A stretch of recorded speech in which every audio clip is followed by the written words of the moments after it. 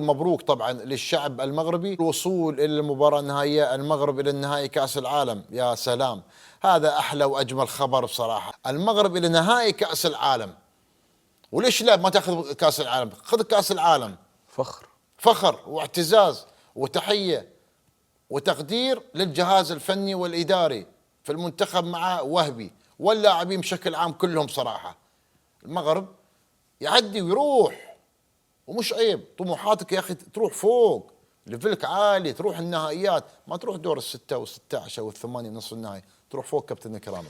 المغرب زي ما فرحتنا في كأس العالم للفريق الأول وخدوا الرابع، إن شاء الله يفرحونا ويخدم كأس العالم إن شاء الله للشباب يعني. ويبقى ده تتويج لجهود راجل عامل لبلده كل حاجة، فوزي الأقجع، وتتويج لجهود وطنية متمثلة في المدربين الوطنيين. نعم.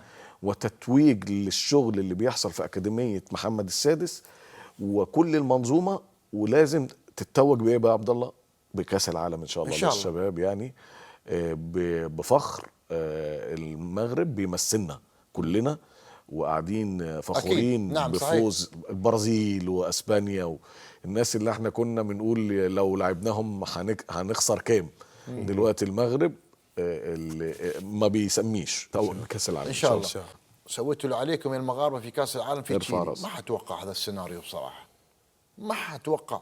شكرا على هذا العمل الكبير في كاس العالم في تشيلي، شكرا بصراحه، بغض النظر عن النتيجه. عمل محترم يدرس لكافة المنتخبات العربية بصراحة، والرسالة واضحة ومعروفة لأي منتخبات اللي ما قدمت أي حاجة في كأس العالم أو حتى في طبعا في البطولات الماضية.